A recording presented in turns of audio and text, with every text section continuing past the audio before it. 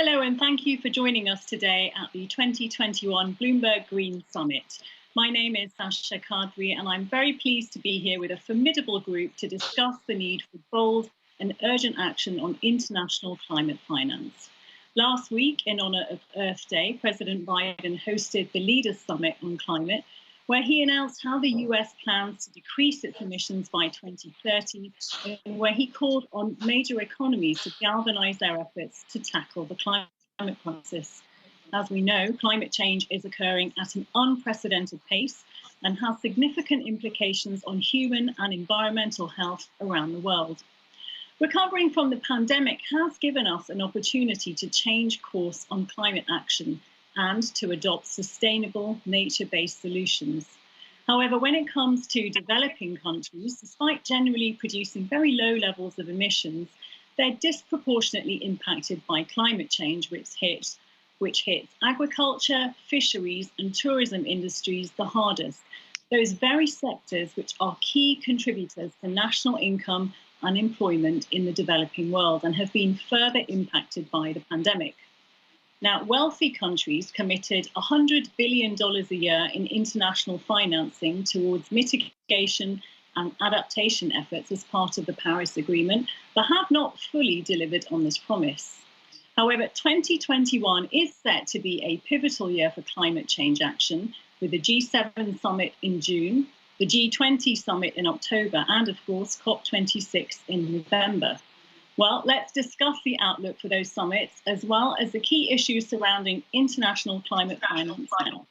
I'm delighted to introduce some incredible panelists.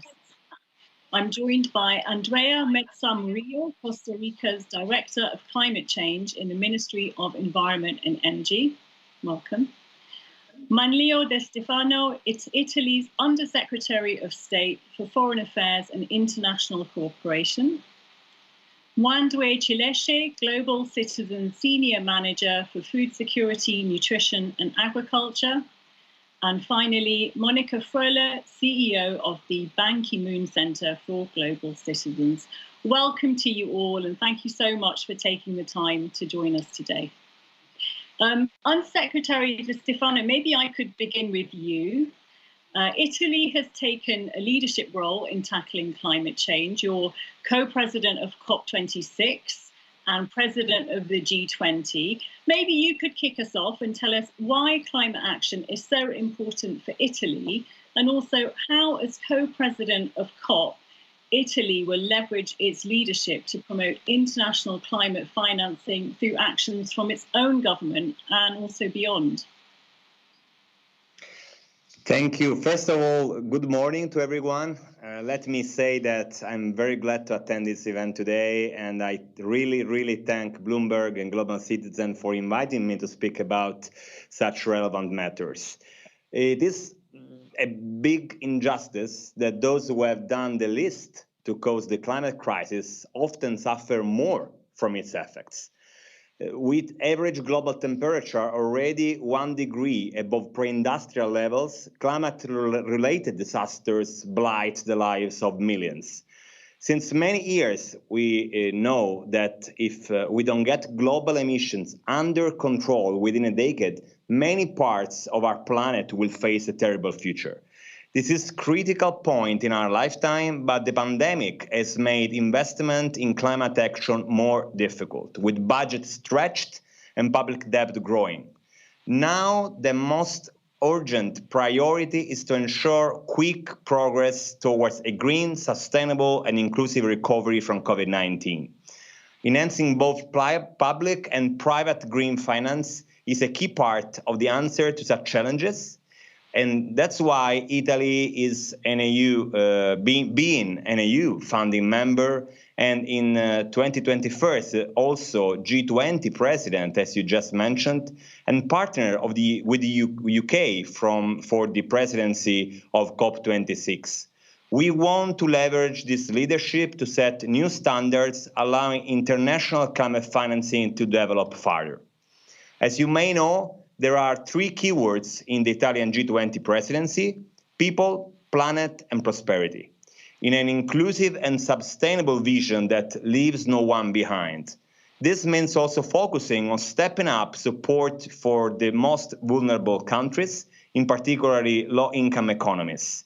When it comes to finance, I believe the first challenge is quantity. To support developing countries, in 2015, developed countries pledged collectively to mobilize at least 100 billion per year in climate finance between 2020 and 2025. Yet globally, we still have a lot to do to reach the 100 billion goal, which remains a key priority. We also need to make sure there is readily available finance to protect communities with immediate solutions and early warning systems to prevent or repair damage if disaster strikes. Such work is harder to finance, and this is the reason why last December Italy committed 30 million euros to the United Nations Adaptation Fund. Furthermore, we committed to use our shareholding to increase multilateral development banks' climate ambition, asking them to set higher targets for climate finance and ensure their activities align with the Paris Agreement. Italy is a key actor within the EU's established leadership on climate. In the last days, our leading role has been central for achieving a far-reaching European consensus on the main pillars of the future EU climate law. Italy is also actively contributing in fixing the principle of a so-called EU taxonomy on sustainable finance, with the aim to leave no room for greenwashing phenomena connected with the use of fossil fuels and nuclear energy. This is a very important point in the discussion nowadays. We encourage the start of virtuous competition across major global economies, and obviously our target is to reach the climate neutrality by 2050. This is a major issue we have to tackle all together. So we want to play this role at the global level in the EU, and we really want to represent a best practice for the rest of the world. I don't know if I was enough satisfying for your question, but I think there is a lot to talk about this issue. Absolutely. Thank you for kicking off the conversation. Minister Mezzamurillo, let me come to you now. Does it make a difference to you that we have countries like Italy, who are, co-president of COP26, heading up G20, and, really prioritizing climate action? Will that impact countries like Costa Rica? Thank you. Thank you for the invitation, Sasha. And it's very good to hear all these framework that my colleague from Italy is saying. It's critical to generate trust. In this crucial moment where we are, it's critical to generate trust. As he was saying, in our region, for example, in the Central American region, we are receiving every year the impacts of hurricanes. Only last year, ETA and IOTA hit the region in less than 2 weeks. In a very small time frame, and they devastated the region. Almost 4 million people were affected only by ETA, and we can lose 2.5 million jobs in Latin America and the Caribbean due to heat stress towards the year 2030. And if we continue seeing all the devastation that these different events are creating in our economies, in our societies, including, of course, death, it is very sad, and it is a critical situation where we are. So this is a very important moment where we need to see ambition, in the climate goals, and where we need to see the big emitters committing and fulfilling their commitments. And of course, climate finance is a critical element to do the transformational change that we need to do in the region, in the different countries. And of course, when we talk about these means of implementation of climate finance, it is also important to understand that it is not only the 100 billion commitment, which I think is critical, but we need to also think in the alignment of the whole financial system. We need to green the whole financial system, because the transformational change that it is required will need also the mobilization of public and private finance as well. And we need to generate coherence, enabling conditions, and start with to prioritize what are the kind of investments that we want to see and what are the kind of investments that are not aligned with the Paris goals. Now, let me come to that point about public and private finance. And this is an open question to anyone in the panel who feels that they could answer. I mean, to what extent can we expect public climate finance to address these issues? Or should we be looking to mobilize private capital? Where do you see the solution? Is that question for me? Monica.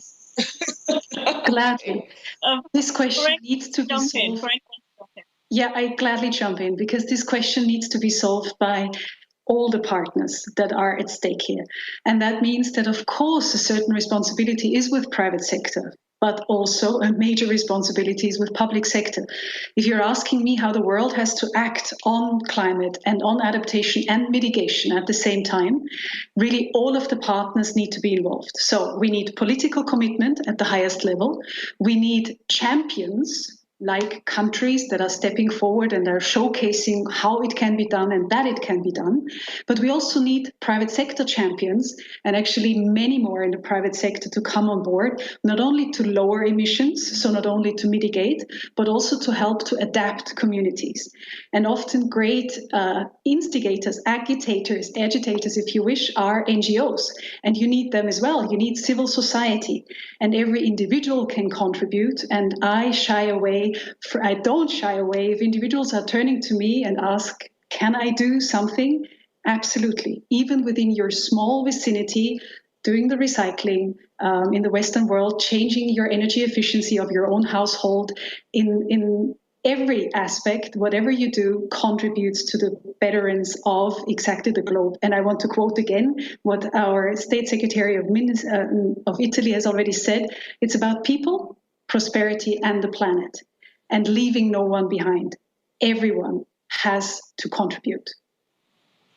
Absolutely. Minister Metza Murillo, let me get your perspective on the public-private split. How are you seeing that split? Are people putting their money where their mouth is? And also, does the pandemic mean that, public funds are not so readily available for this now?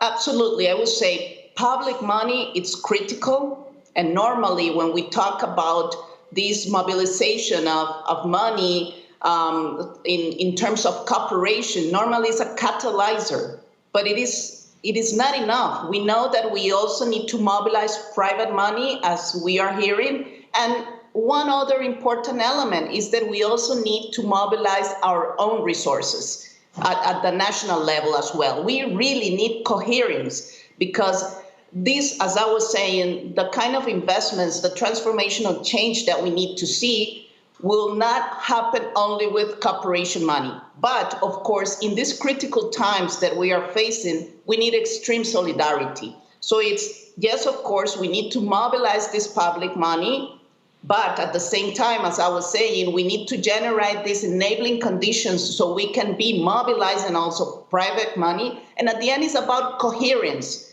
One thing that we need to really see is that, of course, we are going to be implementing good projects in adaptation, in mitigation, but if for example, with foreign investments, we're doing and investing in activities that are destroying nature, that are not aligned with the Paris Agreement, that we're not going in the right pathway. So I think that's why, as I was saying, this is about greening the whole financial system and being coherent and generate coherence in the whole system.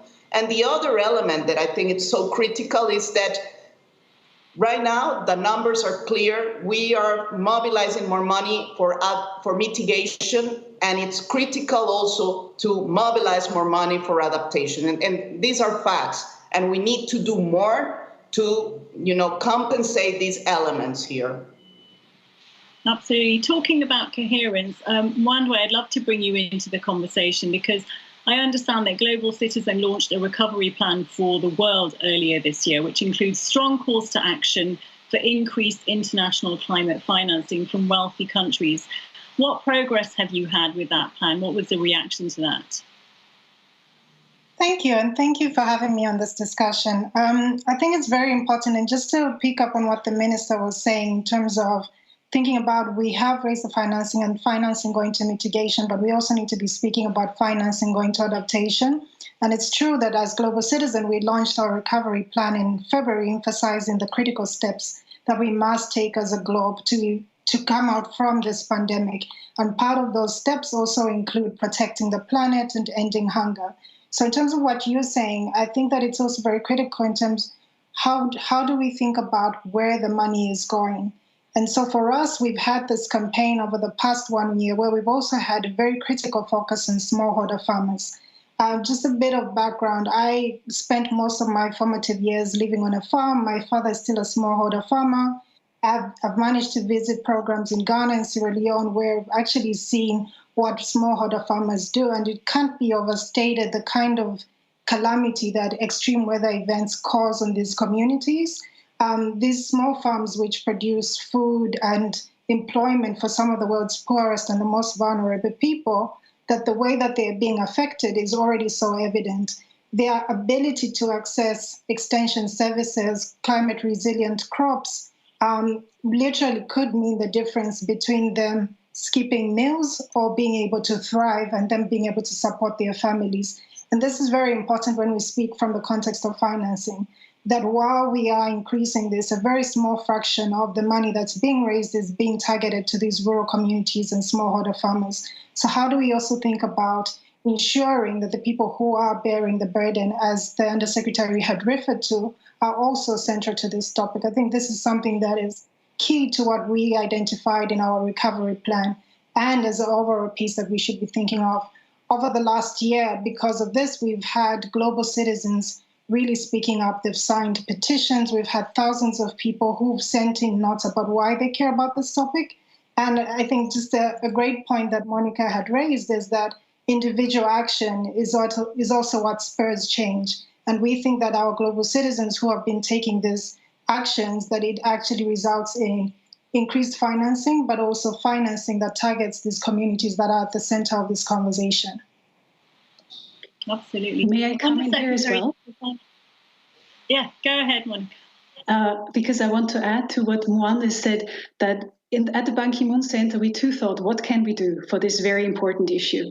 And we are partnering with Global Citizen, and we are partnering also with the Global Center on Adaptation to elevate agricultural adaptation to the political spectrum globally, to get more political commitments and more financial commitments. And we do that with the convening power of Ban Ki-moon himself, the former Secretary General of the United Nations. And why do we do it? Because literally we are dependent in the world, in the food system of the world, on smallholder farmers. Many of them are women, many of them don't have a voice at the table. And many of them are not climate resilient yet. They don't have the means to conduct smart agriculture, smart climate resilient agriculture. So they need support, and they need support from top down, but also from bottom up.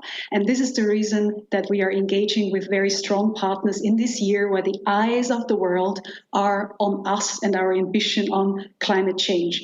And I can only say thank you to the leadership of Italy, and thank you to the leadership of the UK, who with the G7, the G20, and also the upcoming COP26 can really make a change. Okay. And actually, this is a point I'd like to address. And Undersecretary Di Stefano, what would you see as a good result from COP26 in the context of what we're discussing now? Well, first of all, I will really love to see that everyone is coherent with the implementation of the Paris Agreement. And then, obviously, we would like to bind a new agreement on a 2050 target. We in Italy, we are looking at 2050 as a target for the carbon neutrality. I'm not pretending that everyone could agree on that, especially when I think about the emerging countries. But I think that bringing them at the table and asking them to get some more commitment on that target could be a good starting point. And obviously, we have to come together with the financing program for that, because as was already said by other speakers today, it is important to be coherent between what you say and what you really do in terms of finance. So I'm very glad on this point to say that Italy is really committed. Nowadays, nobody knows maybe, but we are the first country in Europe for recycling percentage on our waste circle. I mean, we have a 79% of recycling system. We have just created with the new government a new ministry that is the ecological transition ministry. So it is looking at all the activity of the other ministries to be coherent with this target that we gave ourselves. Or, for example, the 30% of our recovery plan, 200 billion, is on ecological transition. So this is to be coherent, and obviously we will try to be coherent until we achieve the results. Absolutely. Minister Metsamouria, your thoughts on that? What would be a successful outcome from COP26 for you? It's a package. We need to complete the negotiations on transparency, on Article 6, but we also need concrete results on finance and especially on finance for adaptation, as we are seeing today. And I will say that it's not only about commitments, it's about action. And I think that this is a critical decade for action. We don't have that much time. We really need to mobilize those resources and make those resources get to the territories and to the most vulnerable population, countries, regions. And I think that this is something that we really need to address as a global community. What we are seeing is this element of access to climate finance. There are a lot of obstacles, especially to the less developed countries, and that we really need to discuss, have an open and frank conversation. How can we enhance access to climate finance, and particularly, again, on adaptation elements? And just let me, a brief comment here.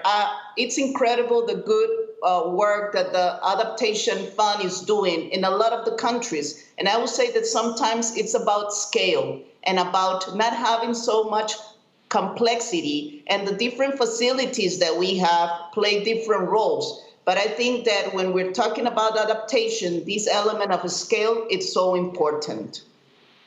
Absolutely. Monica, you were nodding a lot there. Would you like to come in on that? I believe that the wish list for COP26 and also the G7 and G20 meetings are sheer endless. But one crucial bit is we need to fulfill the level of ambition that we have already set ourselves in the Paris Climate Agreement. That would be sort of the common denominator. Hopefully step up that ambition and not see the area of mitigation and adaptation as competing, but rather as a win-win situation. It's not that one area should take money from the other, but rather we need to step up the game and scale on both sides. And what we have seen with the pandemic, if there is political will, there is a way. We find the money, we do invest the money once it's absolutely needed. And I think, fortunately, thanks to academia, thanks to more knowledge, awareness around the globe, we know that that phenomenon, the climate action that is needed, is exactly such a phenomenon where the world needs to come together to really shift the needle for the survival of the planet. We have one planet, Planet A. We don't have a Planet B. And we have one plan, Plan A, and that's the SDGs and the Paris Climate Agreement. We don't have a Plan B. I would like to jump in to say that it's the Paris Agreement, but it's also very important of being systemic about the other Rio conventions. It's also about protecting nature as part of this deal and also addressing desertification. And I think that we are seeing more of this integrated approach, but nature needs to be also part of this solution, and it's normally part of the livelihoods of a lot of these communities around the world. A question to the group. What do you think has changed? We've talked for a number of years about how this is the critical decade for climate change. This is the time to take action. The time is now. What is going to change to ensure that action is actually taken? If I may step in here, Sasha, I think that what we've seen in the last 2 years is that the power of movements has also made this issue very real for us, that for the first time, seeing thousands of people come out and speak about this issue, that it really signifies what it means to a lot of people. And I think that that has been a tipping point. But I'm also inspired by some keywords that have come out from this discussion. One of them was scale, which the minister mentioned, that we won't be able to create change if we don't take it to scale. Another point that the Undersecretary raised was coherence, that we are able to actually have coherence across all of these different plans that we've put for ourselves. The Paris Agreement, the SDGs, ensuring that this, what we've started on the food systems, that also comes to fruition. I think that kind of those keywords really stood out. What I think will need to happen is that we all need to work together. From these conversations and what has been happening over the past year, we know that the solutions are before us. What is now required is the action. Absolutely. Anyone else want to react to that? Minister? Why is the time now? What is so crucial about it? I feel optimistic because I see that we are addressing this with more of this whole of a government approach. It is not only about the ministers of environment, and we're seeing these at the different levels, and also this whole of society approach. And I think that this is something different from previous years. I think that there is more action with this systemic approach of whole of a government and whole of society approaches. And I think that this will be a catalyzer of more action. And yes, we need these international commitments, but then we need national and local actions aligned with these commitments as well. And I think that we are seeing a huge movement from the private sector, from the financial sector, and these are good signs. Do you think possibly also the pandemic has been a force in focusing people on how important climate is and how we can actually mobilize on a global level to achieve a united goal? Absolutely. Monica. I think that this has touched us all and has shown us the fragility and how important it is also, again, as I was saying, our relationship with nature again. And that this COVID was a crisis, but we have, climate and biodiversity, and these are huge systemic crises that will be, putting us in a lot of problems in terms of everything, our welfare, our economies, everything. Yeah. Undersecretary Di Stefano, are you optimistic about the future? I'm always optimistic because I do what I can to achieve the result. And there is only a way to be optimistic, to act in that direction. Otherwise, it's just words. I think that we need three different things. One is to create at the national level the coordination to act under the umbrella of the target that you set for yourself. The second one is to be binding on the target for the global fora, so United Nations and G20 and so on, and European Union. And the third one is to put a lot of money on the table by the rich countries to help the poor country to evolve. There is no way to pretend that the poor countries can skip their own moment to utilize nature as we did for the last decades until we don't give them some money to have a different strategy to achieve the result that they want in terms of development. So that's what I think. I act in this direction. We as a government do the same, and I'm really proud to say that today. Absolutely. And on an optimistic note, I think there we should leave it as we're running out of time. Thank you so much to everyone for such an engaging conversation. Thank you for taking the time to join us. We've heard some very interesting perspectives, as well as necessary calls to action on the importance of international climate finance. Thank you to all the panelists for joining today.